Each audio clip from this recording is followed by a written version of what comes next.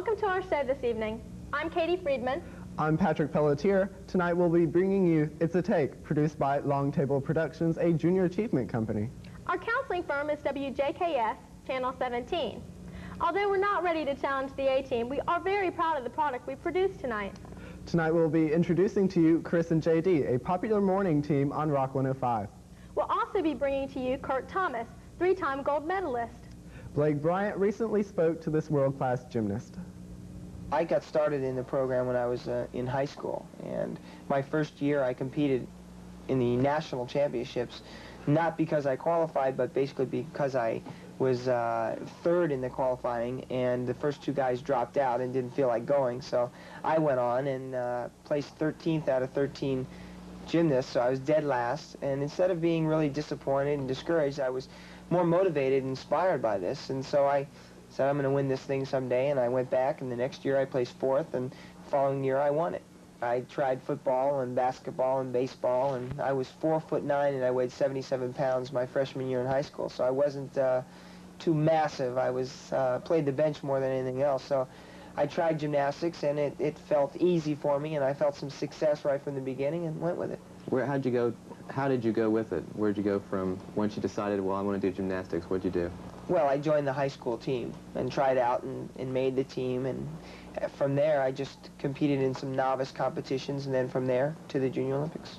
We hear a lot about sacrifices, you know, that the athletes, young athletes particularly, have to go through. What other sacrifices did you have to make? In the beginning, not many. I just trained. I sacrificed some time, and I sacrificed a little bit of pain here and there with the ankle injuries and the wrist injuries, but as far as real sacrifices, I didn't make many. Socially?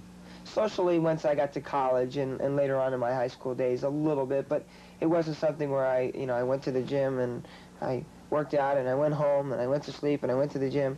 That was a little later on in life, and that was when I was training at the international level, but I experienced a lot of social life in the beginning years of college. How about your family? Were they supportive along the way? Or very supportive. Mom didn't say, why aren't you, a no, doctor? No. Or... My mother was really excited about the fact that I was involved in sports and was, she attended every single one of my competitions. What's the incentive nowadays to go into amateur sports? Personal achievement, just trying to, it's a way of starting. If you want to get into professional sports, it's a way of getting started, and there's more value than just money for a kid to set goals for himself and to try to work towards those goals and to develop the discipline and the character that's involved in all of this, because I feel like beyond later years there are stepping stones towards the Olympics, towards the World Championships, towards an international competition they're very fulfilling for kids. Is that what lured you? Is that what inspired you, or is there something else? Well, I had different things that inspired me along the way. The first real inspiration was the Junior Olympic program. Second, I started competing internationally. Then I started to do better. Then I started to win. Then I just got the ball rolling, and that's what happens. Back in 1980, the Olympics became a political issue. Mm-hmm. We didn't go. Was that a hindrance? Do you feel that today's Olympic teams are hindered by that? Was it a major setback for them, or do you think they're better by it, or not affected at all, or what? I think there's some positives and some negatives. I don't think that, I think they're better because maybe they're more eager, some of them. I think it hurt a lot of us because we couldn't continue and go on to the next Olympics. I think that, at the time it was a decision that was made. There wasn't much we could say about it, and we had to accept it as athletes. So it was one of the sacrifices that we make for our freedom. And, we compete in our country because we want to, not because we have to. There's a big difference. You don't think there's any regret or remorse among the athletes? I'm sure there is, yeah. Not serious enough to keep them from competing again? No. They want to be out there. That's the whole idea. If people walk up in the street, they know you. I mean, they recognize you. Does that affect you? Does it change your personal life, or? It's not like I'm John Travolta or anything like that. I get asked sometimes, aren't you, and it's, I like the attention. I must say that I like getting the attention from the people, but it's not like I'm bombarded with people and that it's unbearable, no. What advice do you have for somebody out there watching that would say, well, I would like to be doing what he's doing, and they're our age, teenagers. What do they need to do? What would you tell them? Doing what I'm doing as far as competing in sports, or? Right. Well, I'd say that you better get involved pretty quick. If you want to do something like gymnastics or diving or something that's highly technical sport, if you want to get involved in a team sport, it's a different story. You can sometimes start later. But if you want to get started, get started. Get on it and work on the basics, the fundamentals of your sport, and master those before you go on. Is there a prime age? I know in football, they say, 40 years old, you're finished. Mm-hmm. Is there an age in gymnastics? What is it? Well, you mean international gymnastics, professional gymnastics? Right, or how do you, yourself, is there an age you say, well, if I approach this age, I'm going to have to start looking for something else to do, or? Well, fortunately, I've planned my life such that, I can stay involved in gymnastics at some level, whether or not it's competing and performing. I can get involved in other areas of gymnastics that, I have provided for myself. So, I don't know, I'd say when I'm, 35 years old, maybe I'll have to quit performing. So what are the other areas? Besides, are you going to stay with Junior Olympics, or are there other things that you I'll probably stick with the Junior Olympic program. I'm working with ABC Sports as a commentator on gymnastics. I have a gymnastics school and a camp. I've written a book, and I have some motivational tape series. I have a clothing line. I mean, it goes on, and I've prepared myself somewhat for my future. If it weren't for gymnastics, if you had never even gotten involved in it, what would you be doing? Any idea? Who knows? No. Surfing, maybe. I don't know. Thanks to Kurt Thomas for taking time out of his busy schedule to spend a few minutes with us tonight. Next, we'll be taking a look at Wolfson Senior High's talented music department right after this.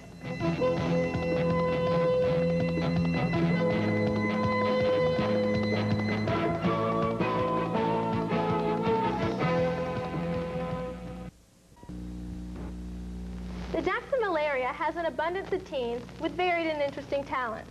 And here's Wilson High student Valerie Himes to take us on a tour of her school's award-winning music department. The schools of Duval County are recognized for their superior music departments. Wolfson High School is certainly no exception.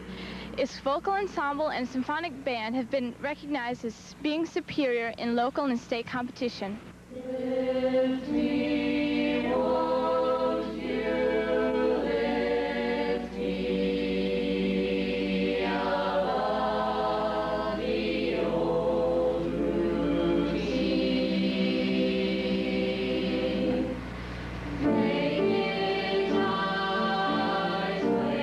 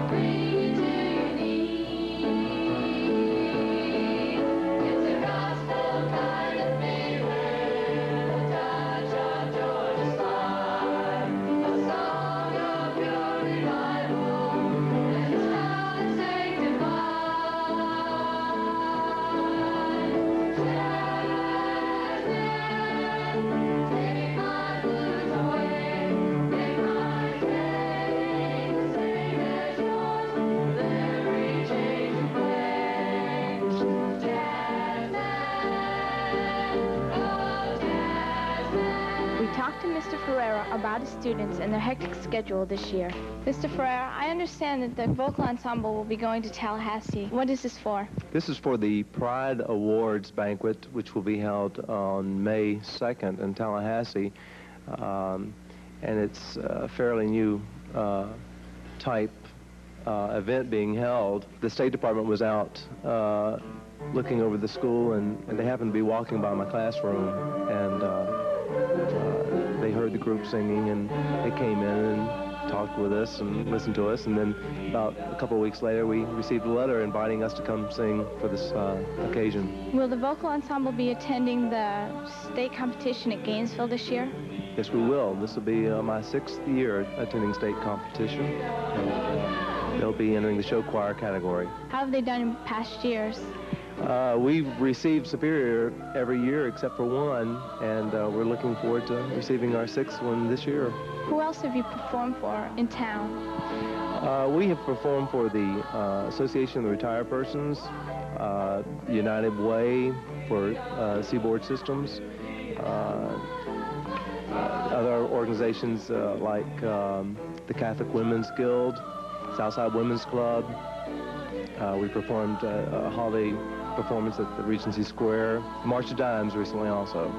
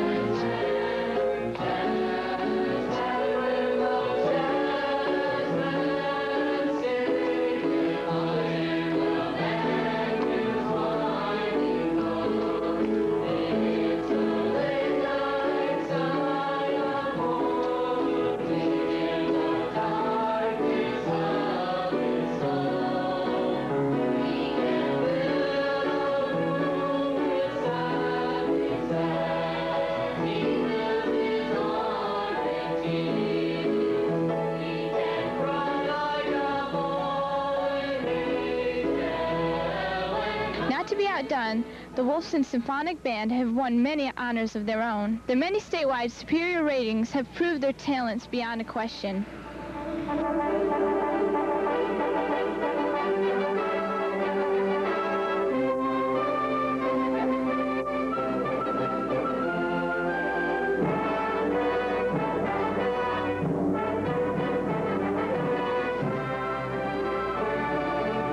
We talked to director Douglas Dowd about his excellent band program. To what do you owe your success? A lot of hard work from the students is number one. They have to practice during marching season. They practice 4 days a week for about 2 hours after school. And that's a lot of work, especially to ask of high school students who have a lot of other interests in school and out of school. So basically it's just a lot of hard work from the students. How do they do generally in competition? What rating do they get? Well, this year has been our best year ever. We've gotten straight superiors whenever we've gone to a contest that has ratings like that, and we've been ranked. In 2 competitions, we came in 2nd overall, and in 1, we got grand champions. Altogether this year, we had 24 trophies in 4 contests during marching season. What is your band doing now at this time? Right now, we're in symphonic season, and our band went to concert contest and got straight 1s, and right now we're working towards state contest, which is May 10th in Tallahassee. And this will be the first time that Wolfson has gone to state with the symphonic band in about 5 or 6 years.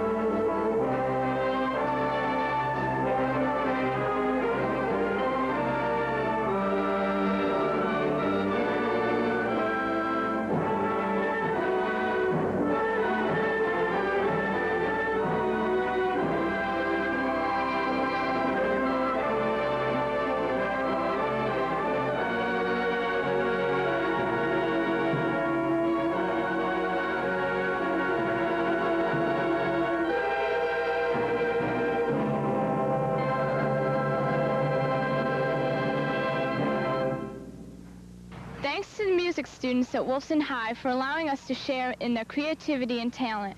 This is Valerie Himes reporting for It's a Take. Thank you, Valerie. Have you ever found yourself at home looking for something exciting to do, but you don't have a lot of money? I know I have. Right after this, we'll show you how to win the Battle of the Budget on date night.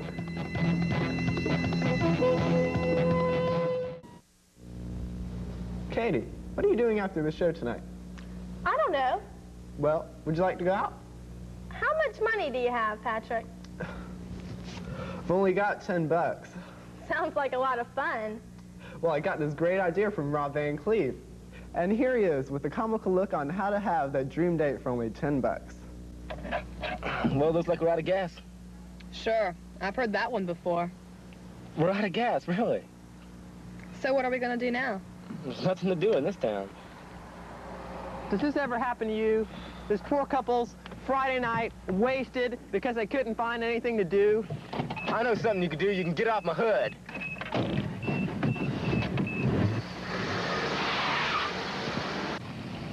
No, just wait a minute, guys. I'm just trying to help you out. No, wait a minute. No, wait a minute. I'm just trying to help you out here. Just wait a minute. Now, just move over. I'll take you to a good theater. Wait a minute. Come here and get in the back seat. No problem. Hop in there. Hey, babe. How's it going? I'm going to show you a good time in this town tonight. Where are we going? Ow! Well, hey, I'll tell you where we're going. We're going to see this really cheap flick. I know you'll enjoy it. Will you watch the street? Watch where we're going. I'll just put it on cruise control. It goes by itself on cruise. Does it work that way? The way we're cooking, we'll be at that movie house in no time. I hope so. Oh my God.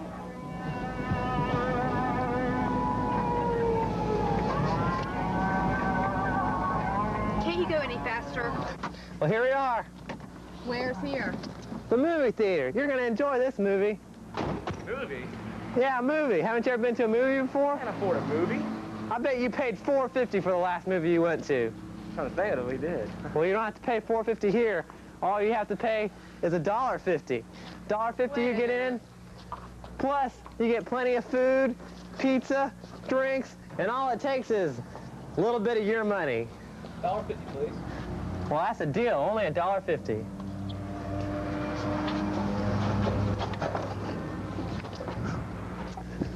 Hey, pal. Why don't you go pick us up a large pepperoni pizza and a couple of drinks, and we'll save you a seat. Don't worry about it. Oh, wait a minute. First of all, what do you want in pizza, Amber? Mushrooms, definitely. Mushrooms and pepperoni. We'll save you a seat. Don't worry about it. See you later. Come on. Be a good sport, Jason.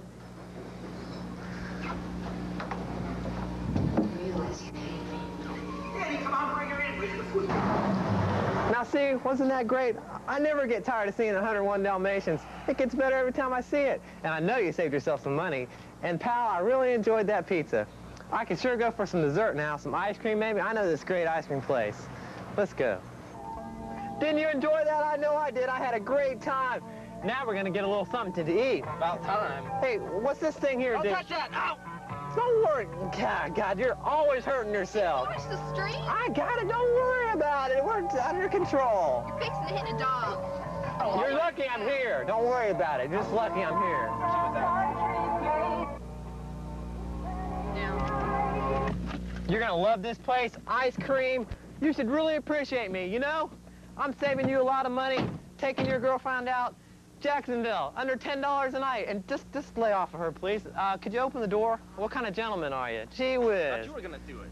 You're gonna love this place. Ice cream of all sorts of flavors. This place has got everything. Look at this. There's something unusual about this ice cream. What kind of ice cream is this, ma'am? Look what's down this aisle. You're gonna love this aisle. All sorts of stuff. Look at this. You don't need any. Just give me your money so we can pay for this stuff and sit down. No problem. Really good. And yours good, Amber? I haven't tasted it yet. Okay, we're running late. We gotta get out of here. Here, you can lick the spoon if you like. Come on, go. Hey, now wasn't that great? Yes. And I saved you some bucks because I know you're a cheapskate. Now, you're gonna like this next place. Do you like rock music? Yes, I like rock music. Everybody likes rock music. Even you might like rock music. Do you like lights? Yeah, I like that. You like lights? Well, we're gonna see some rock music and some lights. Let's leave this place. Well, you can't have your girlfriend back, not until the end of the day. Just get in the car. And make sure you get in the back seat this time, too. I saw you last time. You tried to get in the front, didn't you? I can't believe this. Just who do you think you are? Here. Really, some nerve you have. Can't believe it. Let's just get out of this. Nothing I like more to push buttons and have sound and music and lights go on. Don't you like that? You're going to love this next place, Cosmic Concert. It's great. You're going to like it, Amber. Turn that down. Well, I mean... This is a great place. Rock music, dark. This is just lovely. Come on, let's go. This place is great. Look at this. You can't ask for anything more. Cosmic Concert. Lights, music, you're going to love it. Get your hand off of her. I sure hope you have the money for this. You don't expect me to... Whoa! Now, wait. You don't expect me to pay. I don't have a minute to wait. Just give me the money. We'll go in. We'll listen to the music. Well, this is our last stop. You're going to love it. Just get your hands off of him. Just give me the money. Thank you. Glad we got rid of that guy. I know, but I do kind of hate leaving early. Well, Do you think he saw us? Hope not. I had a pretty good time. Yeah, despite the fact that he's kind of weird at first, it came out to be pretty good, isn't it? Well, it didn't cost too much either. I got $1 left. You want to get a Coke? what started out as a disastrous evening turned out all right. See, you can't have fun in Jacksonville without spending a lot of money. All you have to do is look around a little bit and enjoy. For It's a Take, I'm Rob Van Cleve. Thanks a lot, Rob. It's a Take will be back right after this.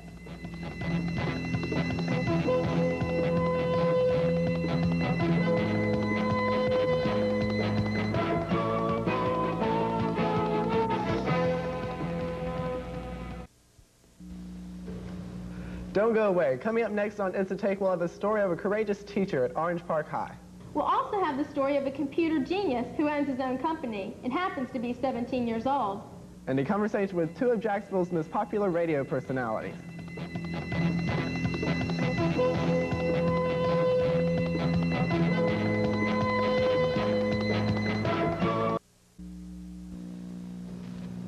In our society, many people have handicaps that prevent them from leading active lives. Cindy Whiteside is here to tell us of an Orange Park teacher whose handicap has provided an inspiration for many of her students. Last year, the life of Trish Powell, a psychology teacher at Orange Park High School, took a dramatic turn for the worse. This active and involved instructor was told that she had MS, multiple sclerosis. For a while, her outlook on life was a little dim, as you might expect, but her desire and eventual decision to return to her career turned her life back around. I've never been a type of person that could just stay home. I'm a very social person, and I love teenagers. I like working with teenagers, and that was my major reason for coming back to work. I think some of the students have told me, you know, now that they know me better, that they were, when they walked in and saw someone in a wheelchair, they were afraid, and they thought they should drop the class right away. But then after they got a chance to be around the situation, they feel so comfortable with it that they make jokes about the chair and the canes and stuff like that, that they, just because of their affection for me. You know, I don't think I've ever worked with a better group of students than I have this year. Could you give a brief description on what MS is? Well, I think a lot of people do not know what multiple sclerosis is. They confuse it with muscular dystrophy.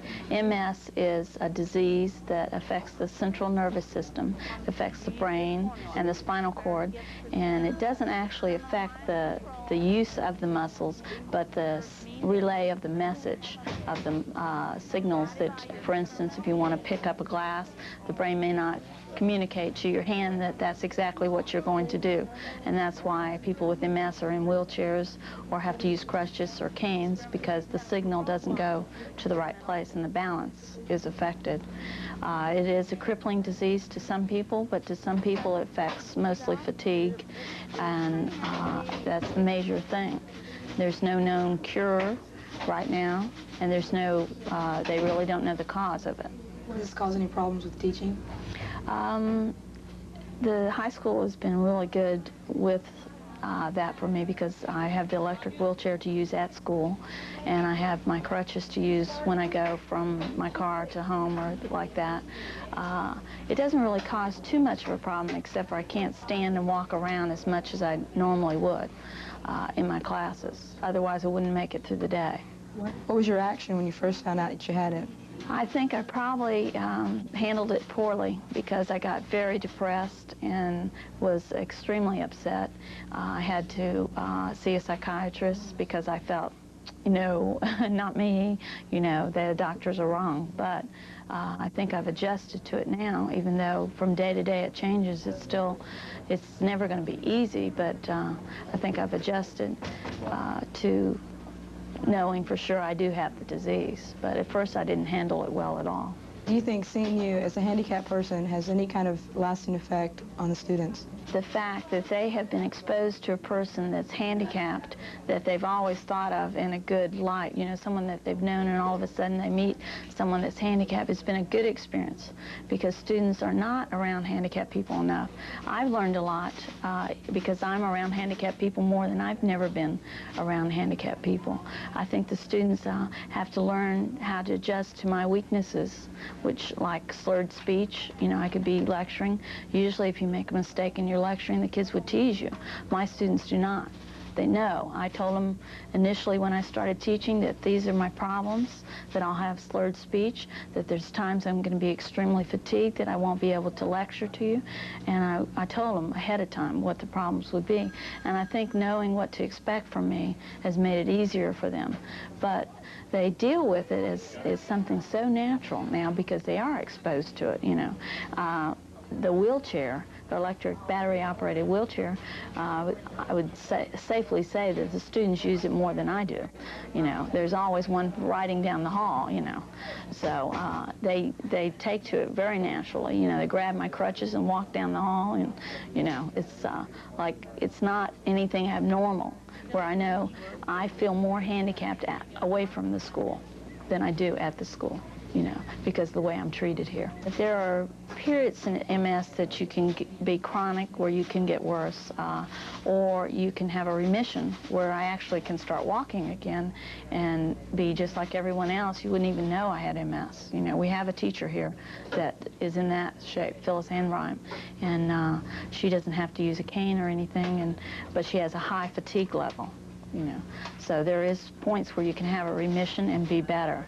But I've had this a year like that, and usually if you've had it a year, it's pretty consistent. Trish Powell has provided a lesson in courage and determination to the students here at Orange Park High School. Her optimistic outlook and career success demonstrates that her physical disability makes her no less a winner. She is living proof that even some of life's most devastating problems can be overcome. From Orange Park, this is Cindy Whiteside for It's a Take. Thanks, Cindy. And more of It's a Take right after this.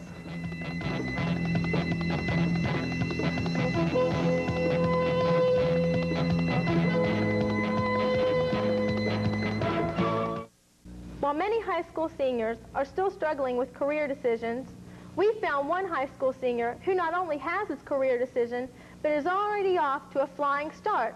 He owns his own company. And here's Susan Haig with the story.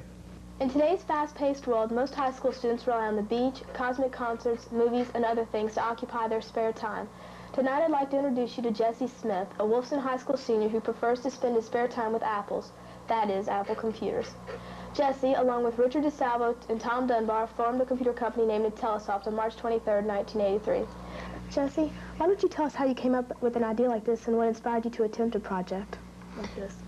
Well, over a year ago, I started to become very interested in programming educational software.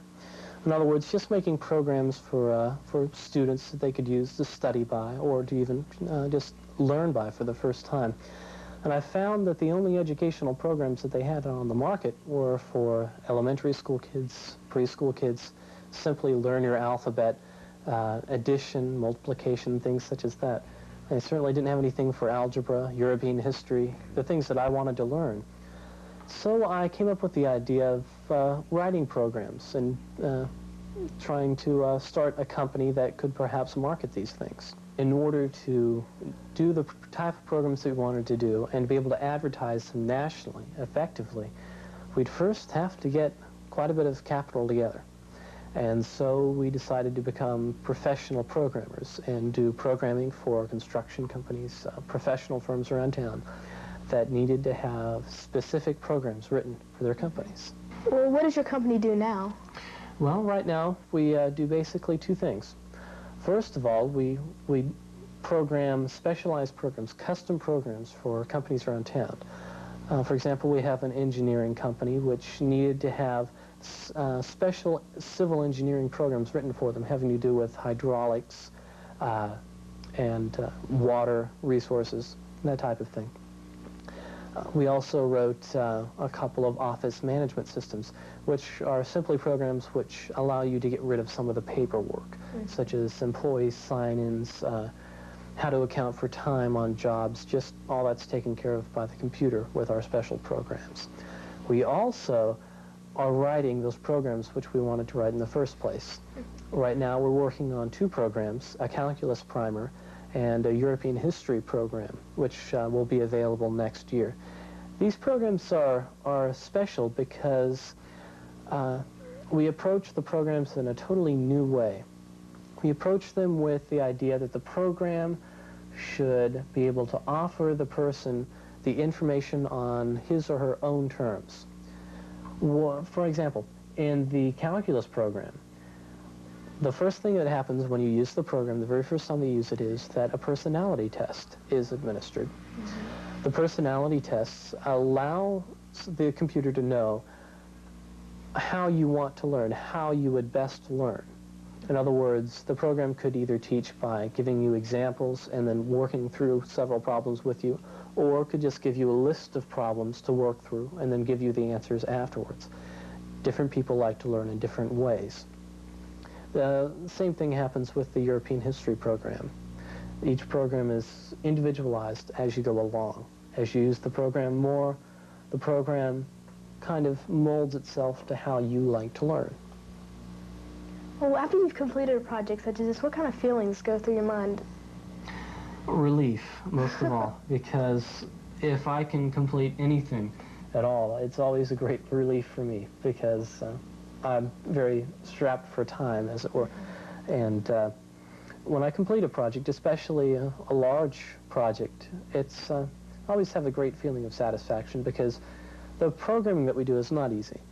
It takes some time, and it really takes quite a bit of thought. I'm always pleased when we can satisfy a customer. Are you doing anything apart from the company? Yes, I'm working on a rather large project now. It's a research project. I started it down at the University of Florida at the Institute of Food and Agricultural Sciences, working with frost forecasting using satellite data. And well, here's an example of a map right here. You can see the outline of Florida right here. I use infrared information from the GOES East weather satellite, which is stationed 22,000 miles out in space, exactly in that direction. And from that information, you can determine what future temperatures will be, especially on a frost night. My program works specifically for what's known as a radiative frost. When you have very clear nights, here you can see that it's cleared, no cloud cover. And the program predicts when a frost will occur, which is very important, because every year we lose millions of dollars worth of produce because we don't take measures against frost. The measures to protect your fruit crops are very expensive in some cases, and so growers don't want to wait. While they can't wait too long, they don't want to start too early. Well, who will use this program when you get it completed? When I complete this program, I'll be reprogramming it in Fortran and be installing it at the Satellite Frost Forecast System at the University of Florida. That's now running in the Fruit Crops Division of the Institute of Food and Agricultural Sciences. They have a network of apples. It's known as SAFIS, and they disseminate the information out to county field agents and also to growers who are interested. And so the growers will actually be able to get maps that look exactly like these, except the temperatures will not have occurred yet, and they can take measures. How do you think that this is going to, like, alter the way we see things today? Like, how will computers be so necessary in the future? Surprisingly, it's going to affect every facet of your life in the future. The way that we're going to do things in the future are going to be drastically altered, simply because now we have the technology cheaply available for us, and now people are getting smart. They realize what they want out of a computer. In the future, you're going to find computers in education much more than you do today. Today, when you talk about computers in education, you mean just that, people learning about computers and computer programming. In the future, however, computers will be used to educate, and educate on many levels, all the way from preschool all the way to college level and graduate level. That's where IntelliSoft hopes to be also. In the future, you'll also find that the technology will be to a point where a computer like this, well, a computer like this is already out of date. Computers in the future will be much smaller, much more inexpensive. Everyone will be able to have one. The prices are going down. It's going to affect us in that our entire country is going to change its shift from the industrial, heavy industry economy to one of high tech. What IntelliSoft hopes to do is to help with that turnover. We hope to introduce some people into the high-tech industry and perhaps help in the changeover so we won't lose a generation of workers simply because they're not trained. Thank you very much, Jesse, for allowing us to get a closer look at your computer company and a better look at the inside world of computers. Reporting for It's a Take, I'm Susan Haig. Thanks, Susan. Shows what you can do when you put your mind to it. Coming up next, a conversation with the Rude Awakening, right after this.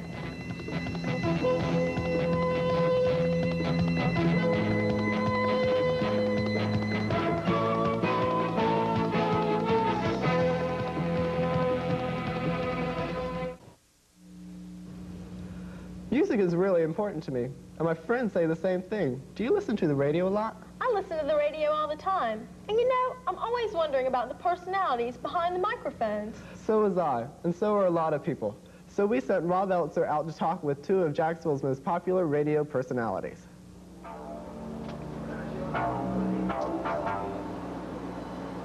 Radio has been one of the greatest forms of media for over 80 years. I've been in love with radio for 18 of those past years, and I've always been fascinated by the jive and jabber that the DJs just pour out with what seemed to be no effort whatsoever. Since I was 10 years old, after I got my first taste of being on the air, I was hooked, and I was caught by the bug. Tonight, I bring to you one of my favorites and most respected DJs from right here in Jacksonville. They're from Rock 105, and they're Chris and JD. It's 9:28 and 43 degrees with Christine McVie on Rock 105. Excellent work. No, I think the radio station needs to evolve. I think a problem that the radio station went through about 2 years ago was that basically we found ourselves becoming an oldies radio station.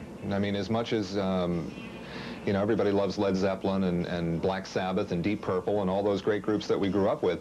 If we continue to play those groups as the main group or main thrust of the radio station, we found ourselves in kind of an oldies situation. A radio station that has a tendency to change its image from time to time, and I have been involved in that experience where one station that I worked for in South Florida changed its image 6 times in a matter of 4 months.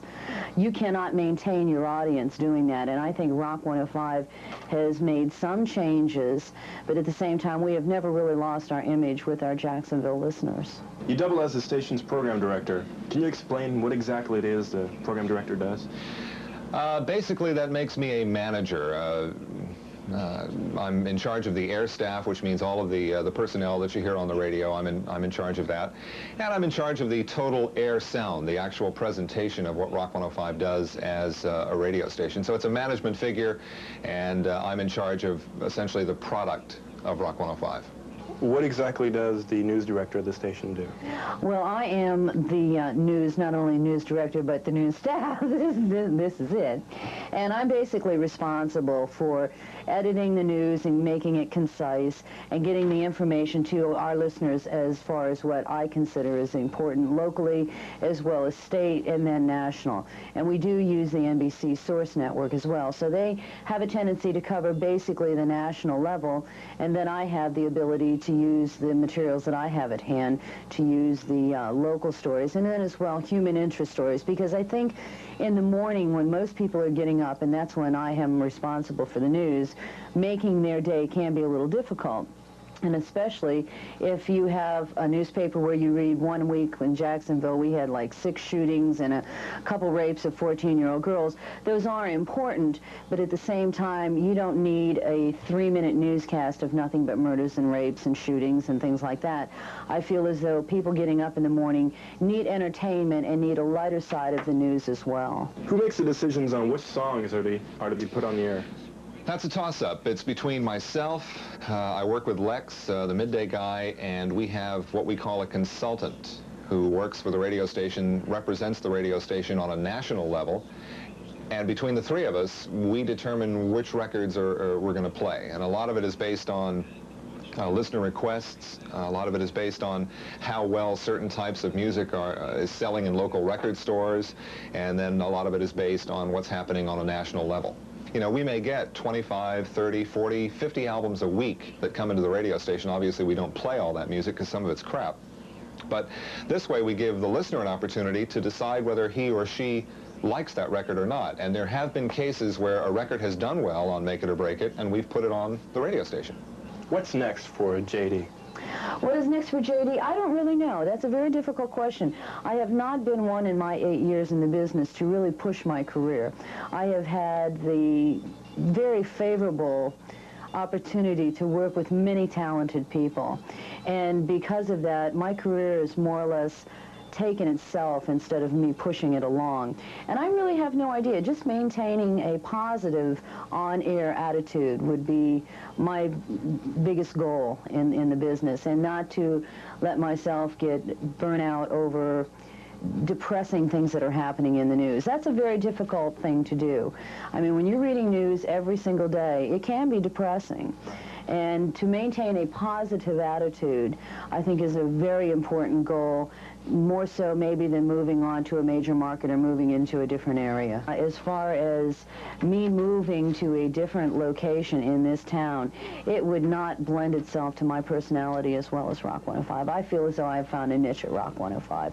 And I think that the morning show itself has been a very positive statement for Jacksonville. We've had fun, and you can't expect to have anything more in your career than fun and positive attitudes and a good working camaraderie with the rest of the people on your air staff. That's a goal that many of us have looked for and few of us have been able to find.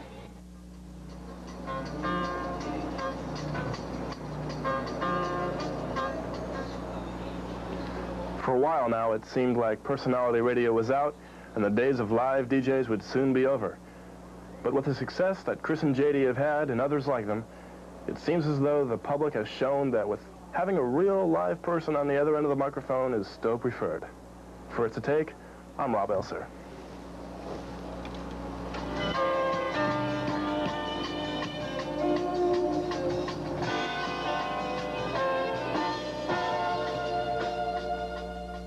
Thanks, Rob, for that interesting report. And we'll be back for a final word right after this.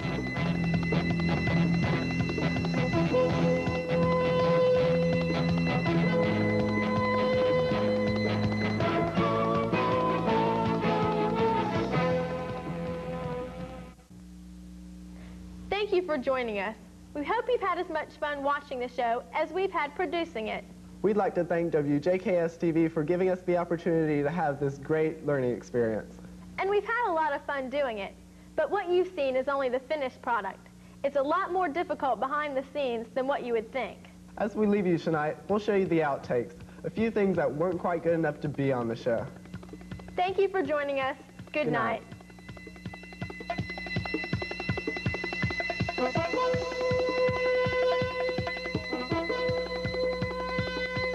Her optimistic outlook and career success demonstrates that her physical disability makes her no less a winner.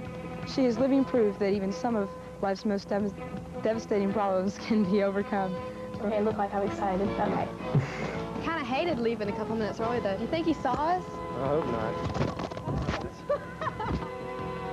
High school is certainly no exception. Wolfson High School is Situation where the lights go out. So was I, and so were a lot of people. So we sent Rob Elser. So was I, and so were a lot of people.